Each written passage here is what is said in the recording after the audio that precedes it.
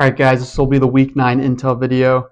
In this video I'm going to take a look at a few waiver pickups, take a look at the trade deadline, which is at 4 o'clock tomorrow for the NFL, and then also take a look at just more of a, case study on the current wide receivers of the NFL. So jumping into the waiver pickups here, we have Torrey Horton. He had a good game with Cooper Kupp being out. Rashid Shaheed, 9 targets, should continue to see high volume as the Saints are losing. Might also have the opportunity to get an increased role if he gets traded.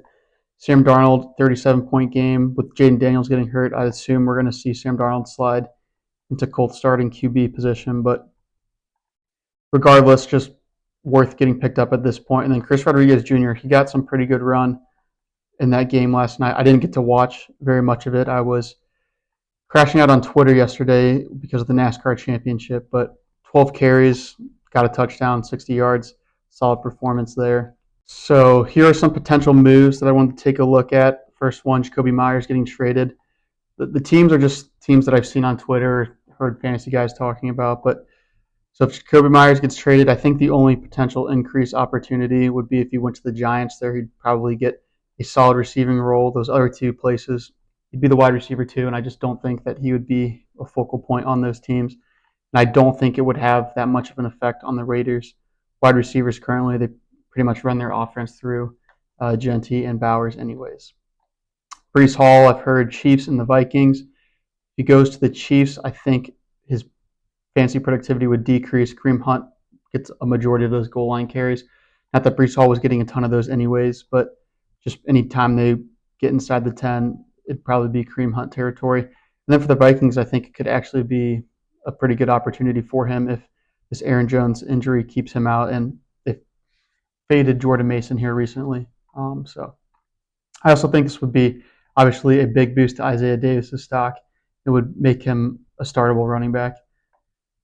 Next up is Rashid Shaheed getting traded. Seeing Bills and Broncos for him. Don't think it's kind of same with Jacoby Myers. Don't think he's really going to become a focal point anywhere. But I do think it would benefit Chris Olave and Juwan Johnson. No other Saints receivers have really done anything, so I don't see why those two wouldn't be the ones to gain the new targets. And the last one there, Calvin Ridley getting traded. Heard Bills, Broncos, and Giants. Calvin Ridley's been pretty bad so far, so it really doesn't take much to boost his role. But I think if he went to the Broncos or Giants, he'd probably be able to produce better than he is currently. And then for the Titans wide receivers, I don't really like starting any of those guys right now anyways. Just not the greatest offense to be a part of at the moment. On the screen, this is more of just an observation, but I just think it's interesting to take a look at how the NFL has changed relatively within like the last 5 years. All of these receivers now are really like the top guys in the league.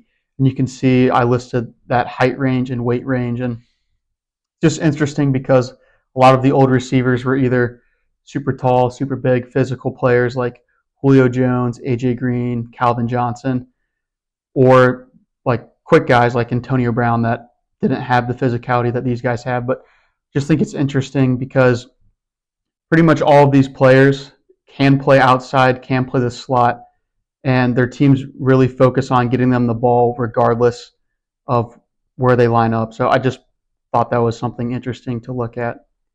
That's all I have for this Intel video, and the last Intel video will be next Monday, week 10. Thank you guys.